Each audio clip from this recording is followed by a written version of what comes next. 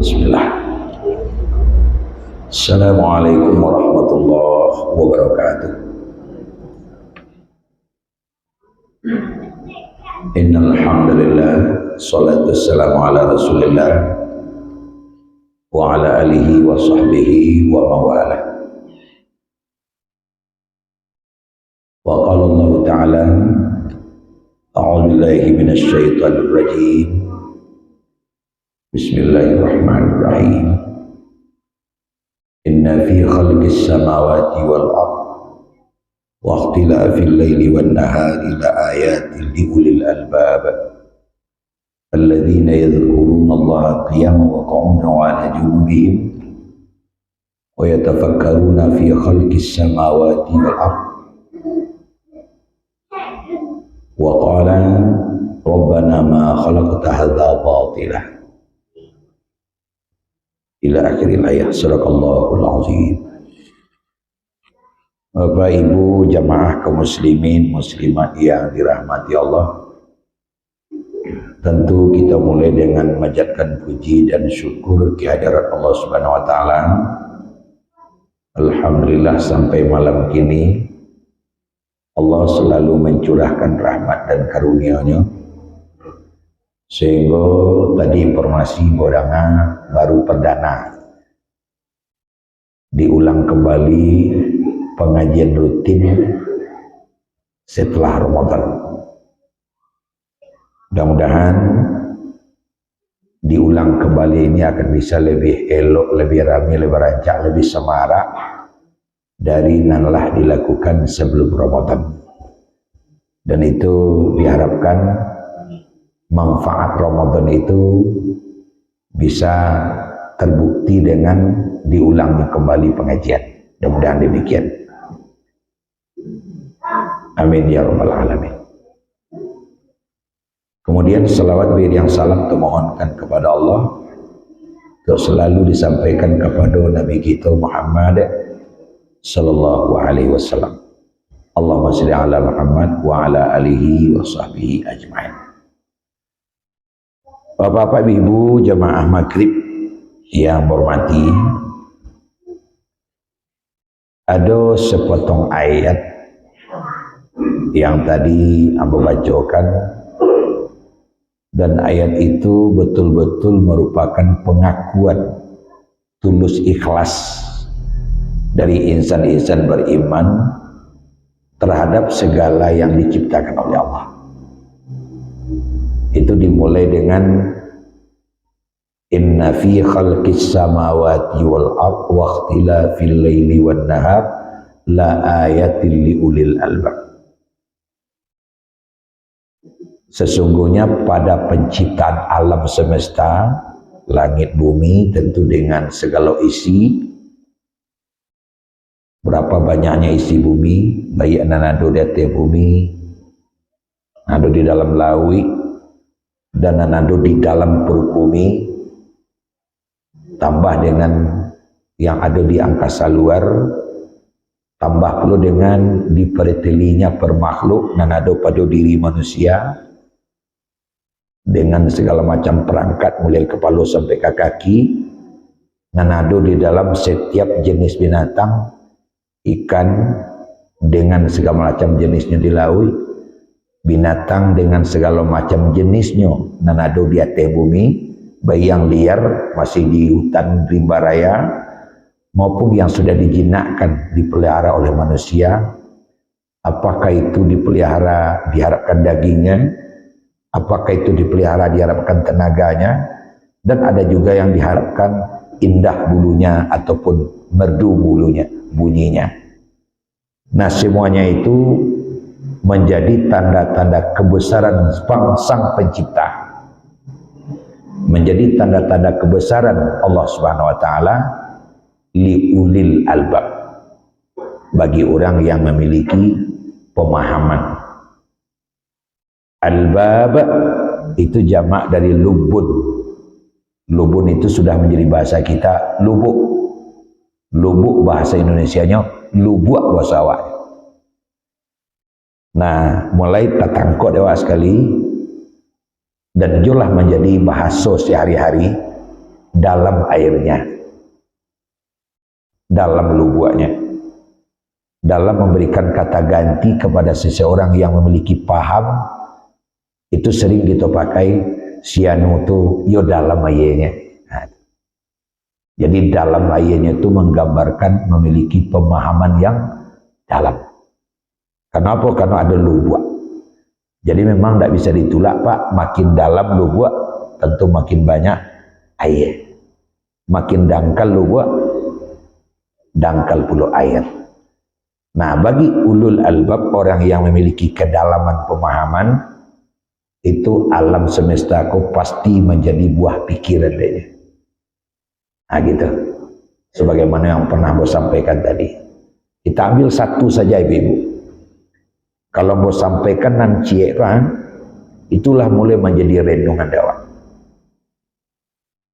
Apa itu? Kupu-kupu atau ramo-ramo sawahnya. Itu kan sudah kita kenal, itu di mana-mana ada ramo-ramo.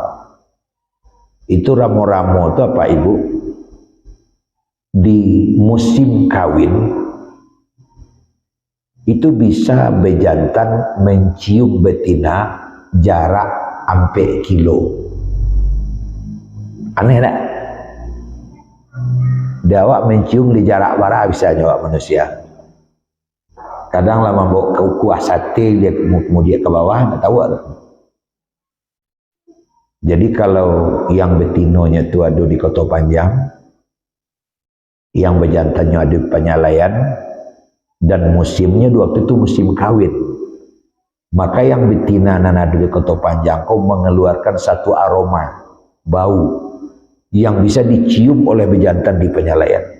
Itu kupu-kupu. Nah, bayangkan itu. Begitu pula contoh yang kedua, anjing. Itu di Australia, kan pada saat ini boleh dikatakan tidak ada lagi sapi yang dikawinkan secara manual. Semuanya sudah serba suntik. Sapi suntik. Itu kan paham kan? Jadi sapi itu hamil melalui suntik. Tapi belum ada alat 2 atau 3 hari setelah disuntik, ikolah berhasil atau belum. Bila alat bisa mendeteksi, itu setelah beberapa hari, bahkan beberapa bulan. Tapi anjing, itu hari nang ketiga saja, nyolah bisa mendeteksi. Anjing apa? Anjing yang sudah dilatih. Nah kenapa? Karena sapi yang sudah disuntik itu apabila sudah berhasil, sudah akan hamil sapi tadi, itu sapi itu mengeluarkan aroma pula, sapi betina. Bau yang hanya bisa dicium oleh anjing itu. Kalau punya sapi tentunya sama sebelum jauh itu baru.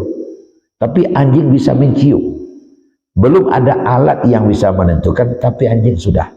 Betapa tajamnya penciuman anjing. Yang kita lihat selama Pak Ibu, anjing polisi, anjing pulider itu bisa mendeteksi narkoba yang dimuat di dalam kapal, di dalam perut kapal, yang di atasnya ditutup dengan besi yang dilas sehingga tidak ada lubang, angin tidak lalu dah. Tapi anjing itu nyokakeh-kakeh.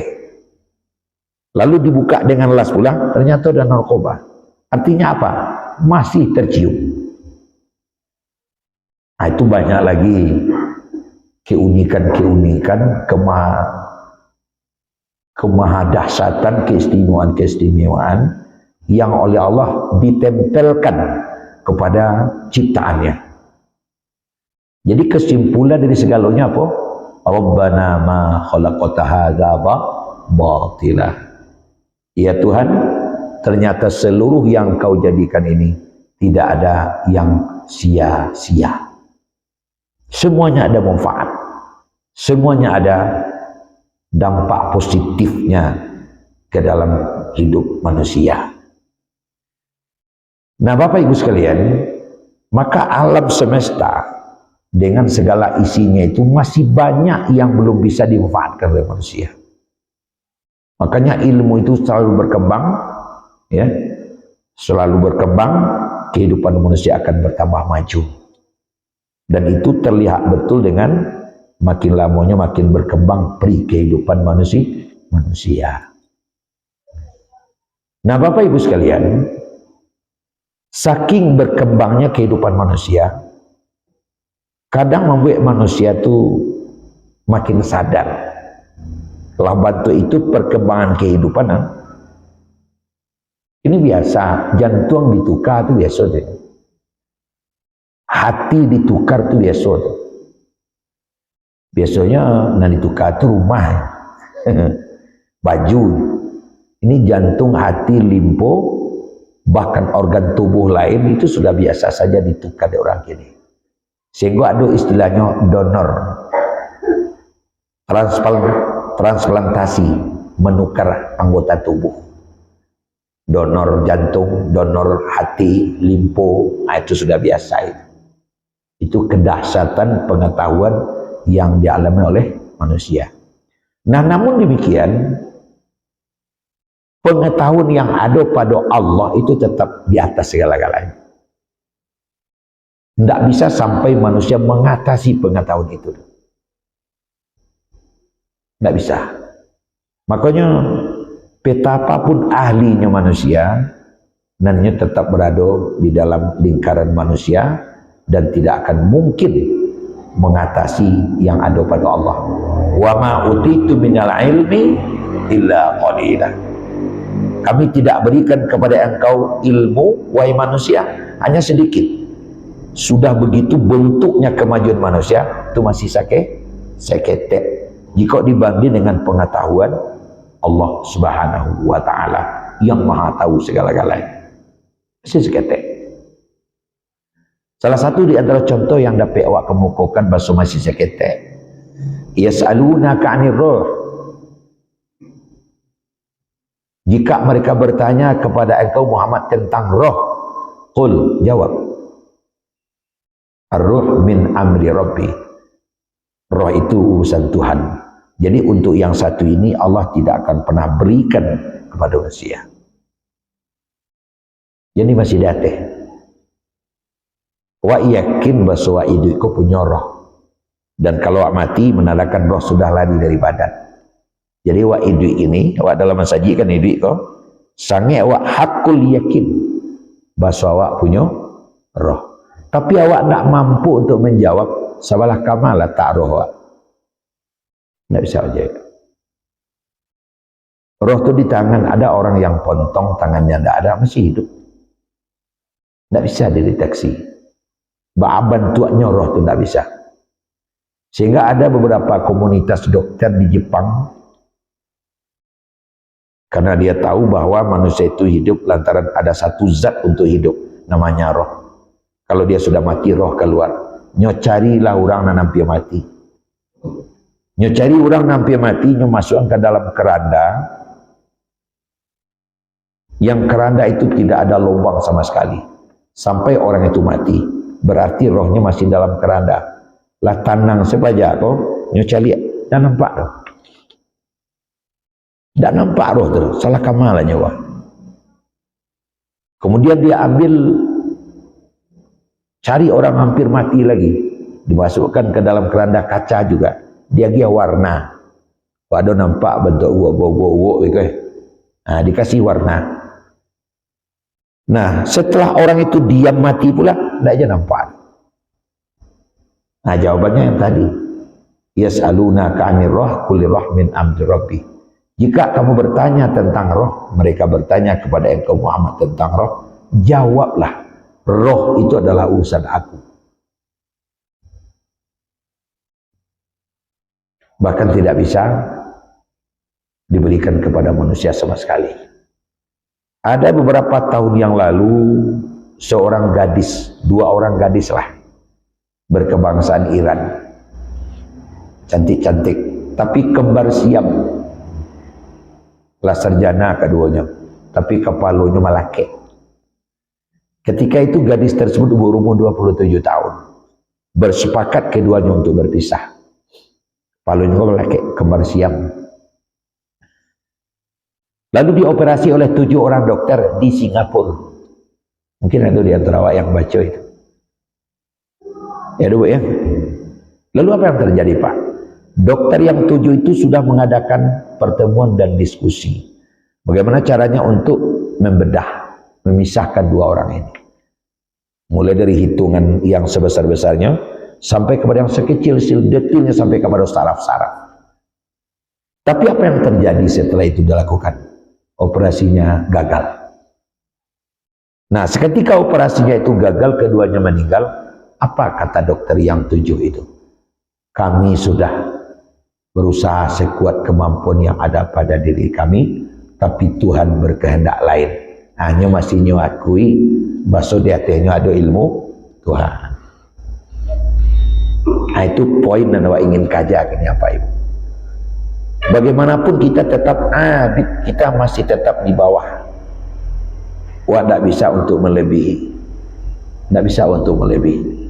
Ada sisi-sisi yang memang tidak bisa awak kurang canggih bahasa awaknya. Tidak bisa awak masuk ke sini. Itu adalah bagian coupling yang Allah hanya bisa bekerja di situ. Dan itu Allah tidak berikan ke awak sebagai suatu tanda bahwa awak adalah makhluk yang tidak bisa berbuat apa-apa di hadapan Allah Subhanahu wa ta'ala. Itu hal-hal besar. Bagaimana dengan hal kehidupan yang awak jalani ke Bapak Ibu? Kita hanya bisa membuat rencana-rencana atau makasui-makasui, keinginan-keinginan. Tapi apakah maksud dan keinginan yang akan kita lalui itu benar-benar bisa terjadi dengan yang kita rencanakan? Itu tidak bisa. Makanya ketika awak merencanakan sesuatu, bagi awak orang Islam, awak disuruh membaca insya Allah. Kalau seandainya Allah menghendaki. Itu kunci matinya awak. Kalau seandainya Allah menghendaki. Coba lihat Bapak Ibu dalam kenyataan kehidupan yang awak hadapi siang, malam, pagi, sore. Itu yang terjadi itu justru banyak yang di luar kehendak awak. Awak menghendaki hari janangin danya. Hati boleh, badai. Bukannya tahu. Yang terjadi itu banyak yang di luar keinginan kita. Dia harus terjadi. Awak ingin panen, nanti hujan. Awak ingin hujan, nanti panen. Apa coba? Tidak ada seorang pun yang mencita-citakan sakit. Tapi tiba di depan. Oleh karena sesuatu itu terjadi, awak tidak bisa menolak. Kenyataannya adalah seperti itu. Karena ciri-ciri ciptaan Allah itu pasti duo yang selalu beriringan. Siang jo malam. Rugi jo labo. Sakit jo sanang. Kan seperti itu. Kalau seandainya memang awak yang menentukan, kalau dapat nanya rugi jo labo saya tak rugi, tak usah. Sakit sanang saya tak sakit, tak usah. Kan seperti itu. Kalau dapat malam buat hujanan, hari siang buat panehan, buat malam buat kereta rumah ni. Tapi itu hanya kehendak kita. Yang kehendak Allah ada di balik itu. Kita amat bodoh kalaulah melangkah ke situ. Asa antakrahu syai'an wa huwa khairul lakum. Wa asa antuhibbu syai'an wa huwa syarrul lakum. Boleh jadi apa yang Anda senangi tapi buruk untuk Anda. Dan boleh jadi apa yang Anda benci baik untuk Anda. Kenapa kenal Buya Hamka nak? Kan ada tasawuf Buya Hamka. Orang mana ke iyo?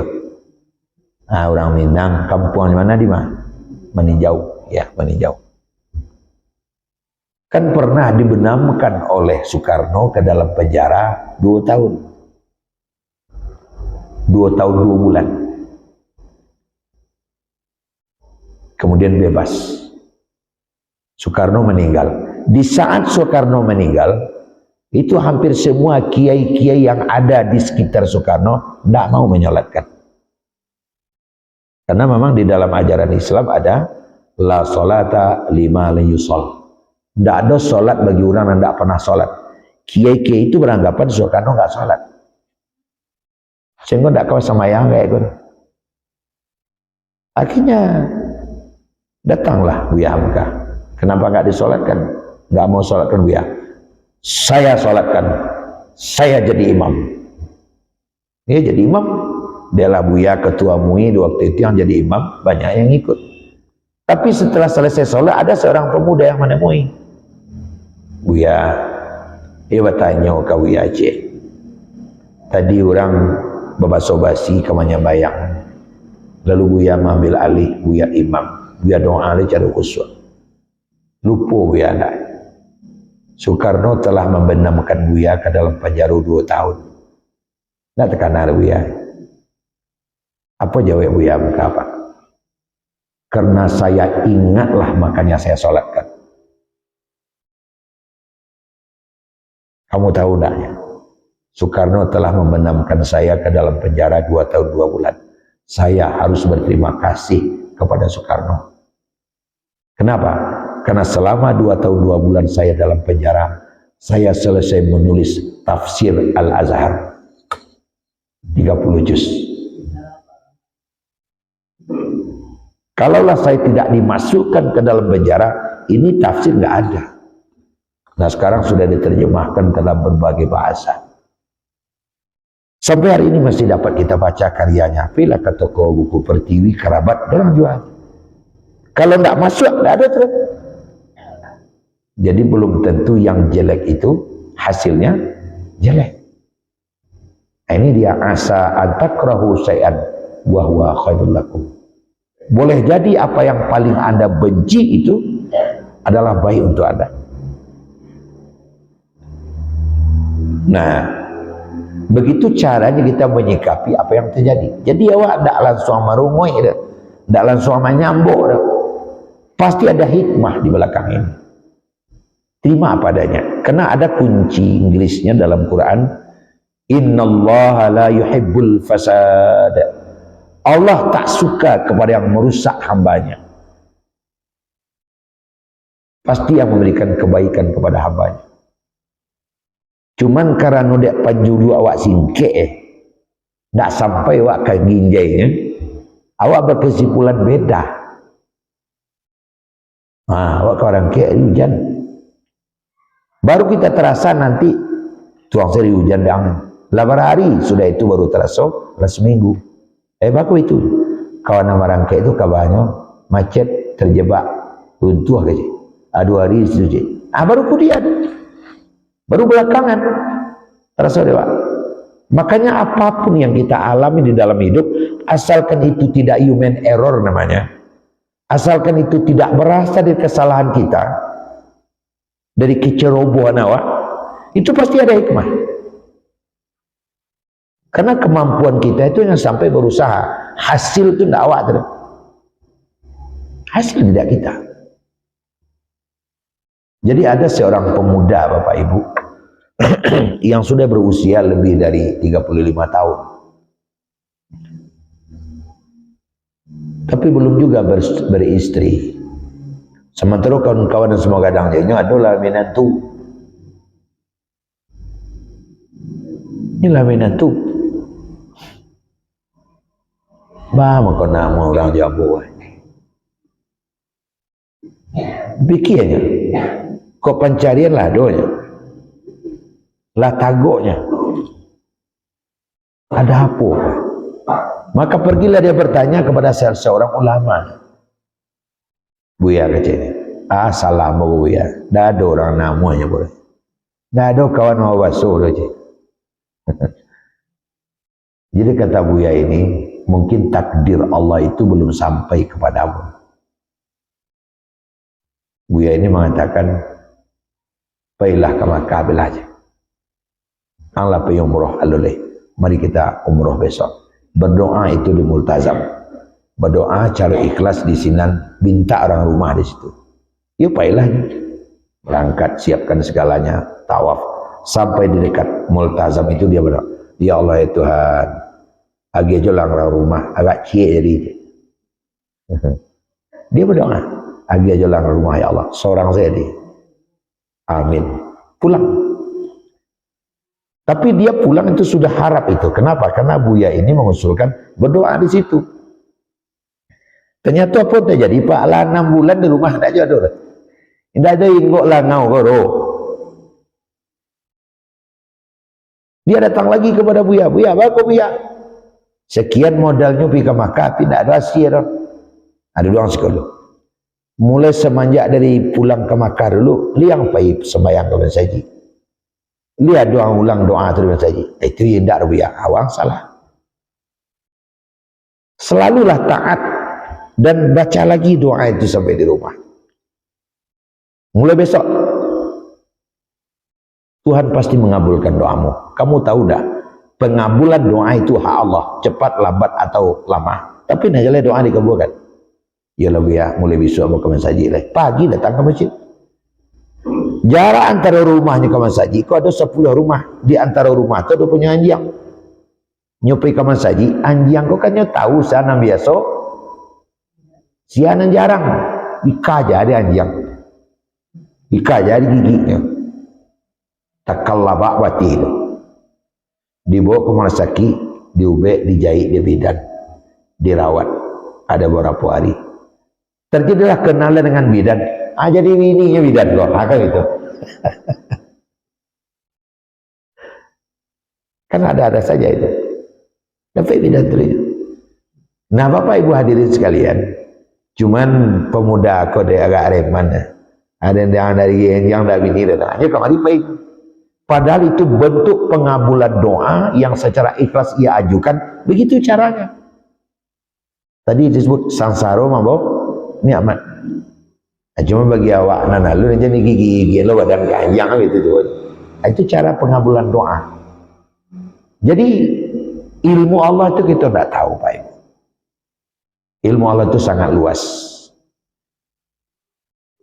Tinggal di awal lagi. Bagaimana kita memporsikan, menempatkan apa yang terjadi itu adalah maksud dan tujuan hikmahnya berada pada tangan Allah Subhanahu wa taala. Makanya dalam kajian Islam, dalam kajian syariat itu disebut, kalaulah seandainya Islam itu kita anggap sebuah bola ya, sebuah bola.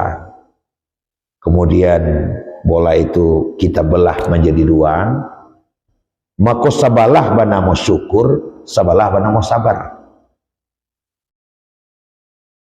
Karena di dalam hidup 2 itu saja yang kau hadapinya, yang perlu disyukuri, yang perlu diterima secara sabar. Kedua-duanya ada agama di sini. Apabila kita mendapatkan sesuatu yang mengembirakan, berupa rahmat dan karunia, bangunan syukur di situ. Apabila mendapat sesuatu yang berat di hati, berupa musibah, agak payah wak terasa, bangunan sabar di situ. Agama itu adalah iring-iringan jalan antara syukur dan sabar. Itu dimasukkan kawan saudara. Sehingga likulli rahmatin alhamdulillah. Wa likulli musibatin inna lillah, kan gitu. Setiap kita mendapat rahmat, baca alhamdulillah. Seketika kita mendapat musibah, baca inna lillah. Kalau dilangkoi inna lillahi wa inna ilaihi raji'un. Itu enggak mendengar orang mati saya terus. Terompa hilang itu je baca tu mah. Tahan takkan yang di itu enggak, itu je baca inna lillahi wa inna ilaihi raji'un. Cuma kadang karena pemakaiannya untuk orang mati, tangannya kan yang inna lillahi wa inna ilaihi raji'un. Saya mati. Nah, itu aja. Itu bukan hanya untuk orang mati. Setiap musibah dibaca. Nah, Bapak Ibu sekalian yang saya hormati. Makanya wasta'inu bis-sabri was-shalah. Minta tolonglah kamu dengan sabar dan sholat. Karena pertolongan Allah itu, ma'unah, pertolongan dari Allah itu hanya akan datang ke awak di ujung kesabaran. Jadi kalau seandainya di ujung kesabaran, maka awak perlu tabah dan sabar menghadapi. Awak berjalan, juga mendaki jalan, bahas supaya sampai ke puncak. Terus jalan selangkah demi selangkah. Panik berhenti dulu. Cie anda boleh, jangan suruh.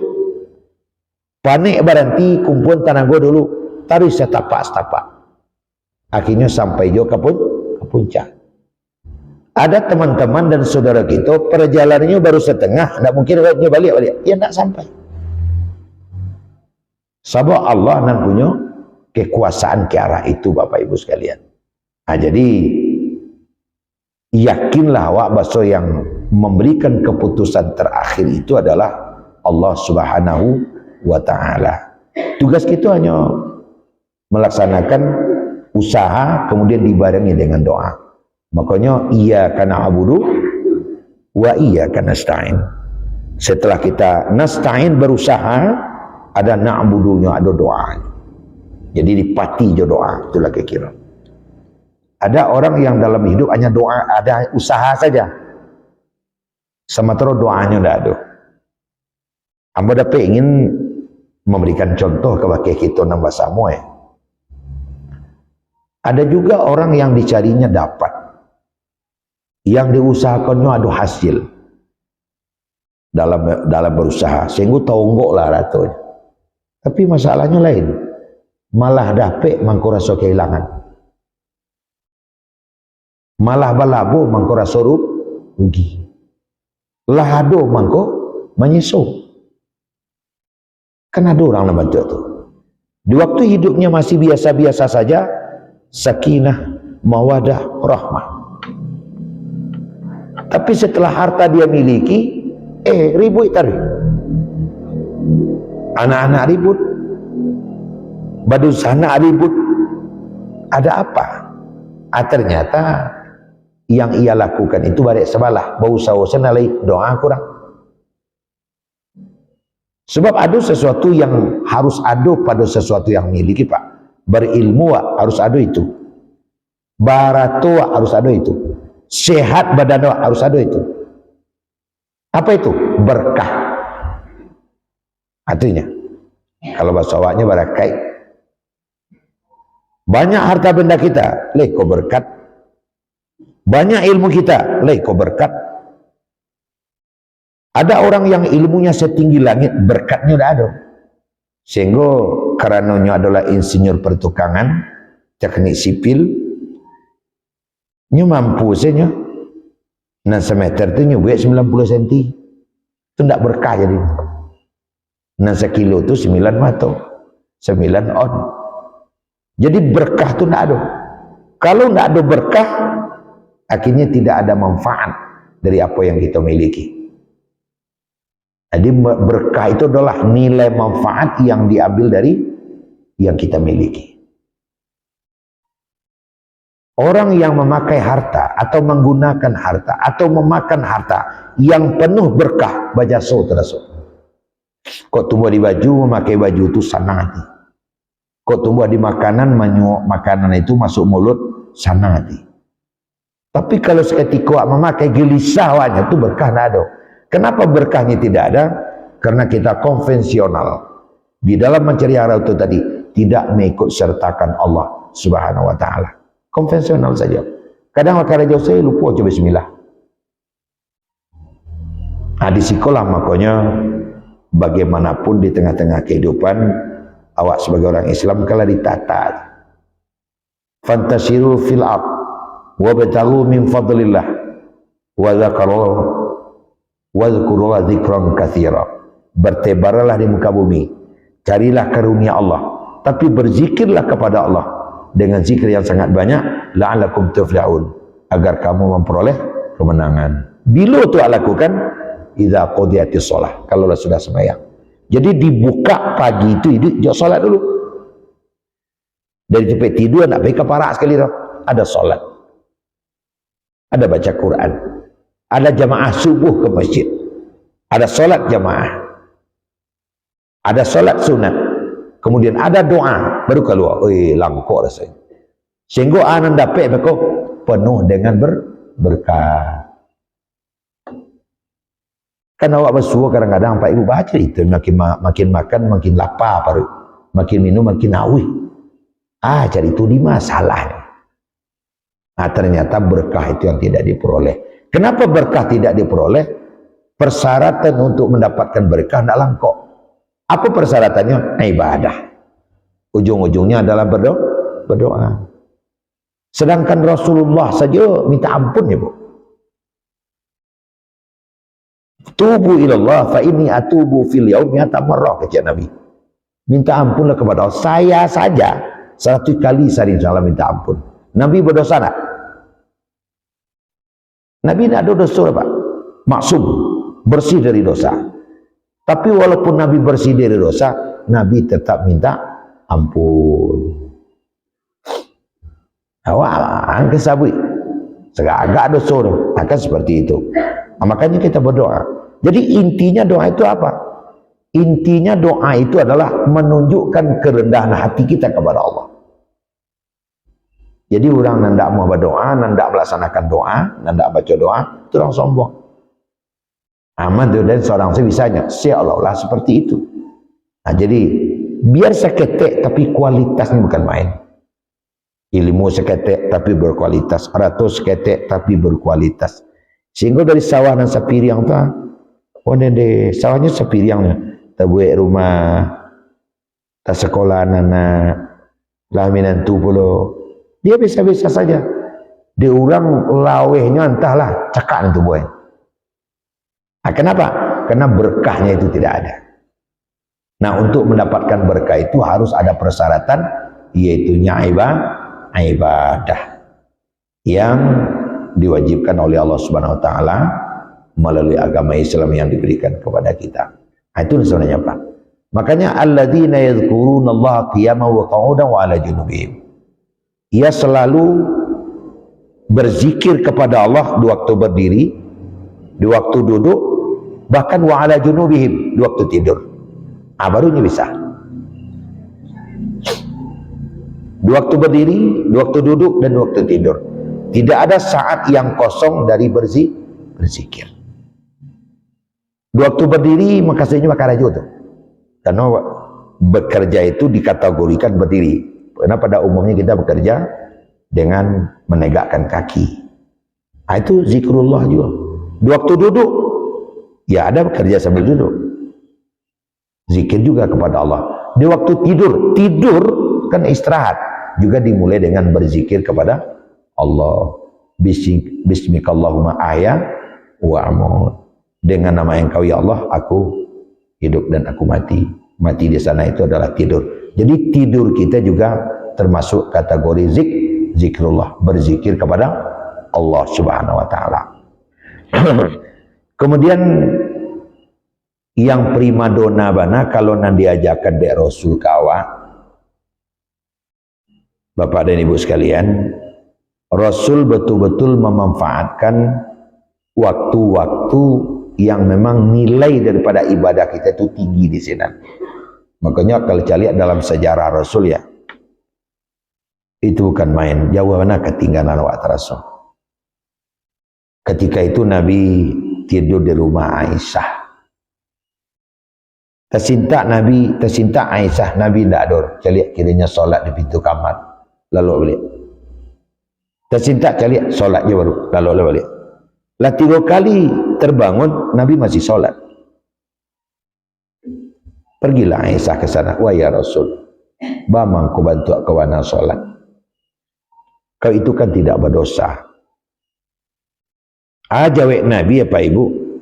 Hai Aisyah, uhibbu, menurut pendapatmu aku suka tak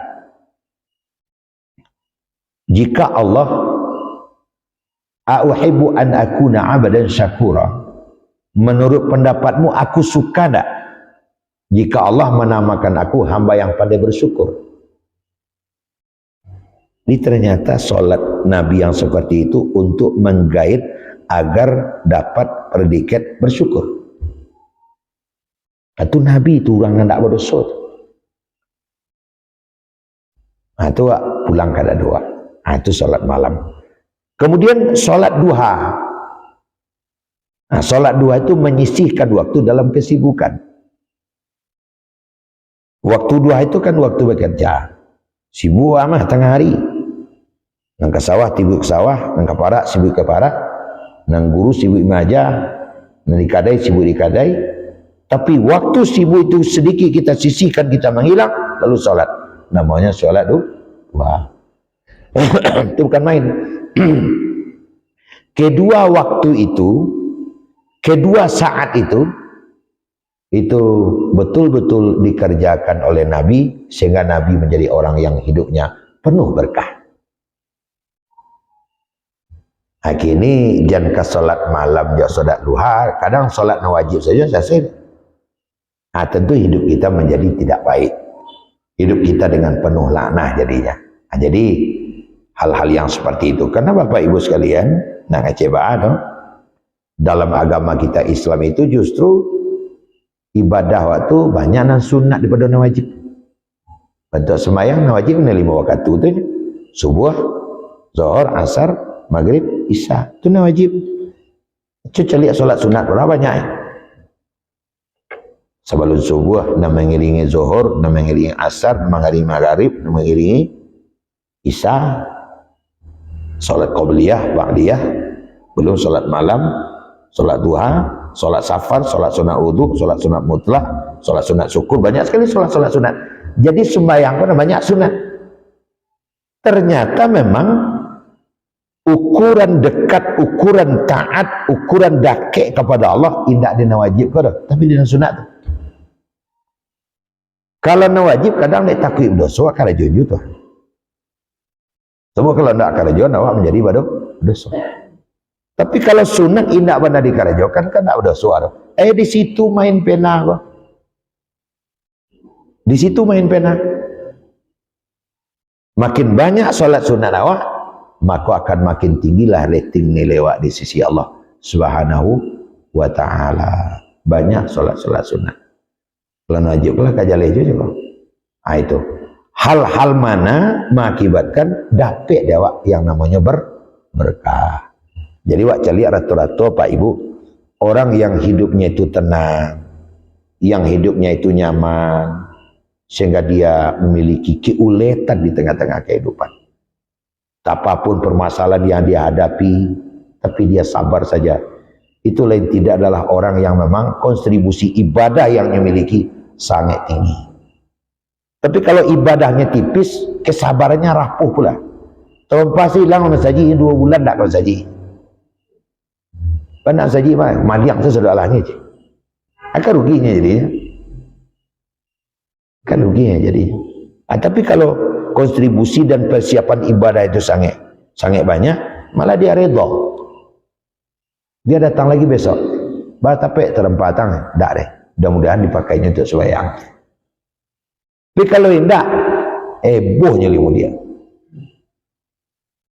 Seperempatnya orang tahu terempatnya hilang. Terempat swallow je. Boh. Nah, jadi dia rapuh, memiliki iman yang rapuh, memiliki prinsip yang rapuh, sehingga terjadi yazid wa yanqus. Nah, kenapa? Karena ketipisan ibadah tadi. Nah, itulah yang dicontohkan oleh para sahabat, contohkan oleh para tabi'in, yang pada awalnya itu dicontohkan oleh Nabi kita Muhammad sallallahu alaihi wasallam. Ada ketabahan. Kadang-kadang kita kalau baca sirah nabawiyah atau cerita Nabi itu mulai dari ketek sampai beliau meninggal, kadang jauh nawak terasa jaraknya dah. Baik mani yang dialami oleh Nabi dalam hidup Pak. Dia entah lagi baca. Dikaja. Bahkan waktu sujud ditaruh daging onta busuk. Bahkan Nabi ke masjid lalu diserakkan kerikil ataupun sesuatu yang bisa mengakibatkan Nabi terjatuh. Tapi Nabi tabah. Tak ada masalah. Bahkan ada salah seorang Yahudi, itu setiap Nabi lewat ke situ diludahi. Setiap Nabi lewat diludahi. Nah kali itu tidak ada ludah, Nabi berdiri dulu. Sahabat bertanya, Kok berdiri Rasul? Ludah lu nado lagi. Ada orang yang lapor, oh ya Yahudi itu mah, dia sakit Rasul katanya. Oh pantasan saya nggak dapat ludah. Diwali roti dia Nabi. Pergi Nabi ke rumahnya. Assalamualaikum, waalaikumsalam, sakit. Oh pati yang tak bersuak tadi. Aku roti makanlah. Akhirnya apa yang terjadi? Malu, merah padam muka orang Yahudi ini. Wahai Muhammad, aku segan, aku salut. Orang yang menyuruh aku meludahimu sampai hari ini belum menengok aku.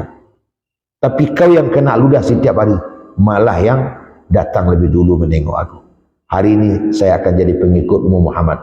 Asyhadu alla ilaha illallah wa asyhadu anna Muhammad Rasulullah. Nah, coba bayang. Ada orang buang muka sekawan seketiknya, apungkang ini batu segini. Buang mukanya kawak. Ada lalu mau lari, tidak ada siapa main. Buang muka kan ada. Sekali buang mukanya. Rapuan. Anak kenapa terjadi kerapuan? Jawabnya yang tadi. Ibadah itu tipis. Jadi kalau ibu bertanya, kamu bu ya, ubeknya supaya nyaman awak. Bisa awak milah-milah kehidupan kau. Ibadah. Kalau ibadah tipis lo telinga orangnya itu lah kira. Tipis lo telinga, tipis lo hati. Sehingga kan ada je kawan, dah ada boleh, tapi telinga sirah. Aman tanya, pula merahnya lo, tipi mana? Nah, sehingga acok makan tak lama, acok lalu tak nyenyak. Sebab orang bila fikir itu saja. Coba kalau orang yang ibadahnya mantap, pas tidur dia langsung tidur, bangun dia langsung bangun. Sebenarnya bisa mengotak-ngotakan masalah kau di tengah-tengah kehidupan. Jadi apa ibu sekalian yang hormati, kau sebagai mengawali ya, mengawali kan kau baru ngaji nah. Mengawali pengajian awak setelah Ramadan, awak harapkan awak bertahan karena apa? Karena selama sebulan penuh awak latihan, maka awak cubakanlah untuk tetap bertahan melaksanakan kegiatan mensaji awak.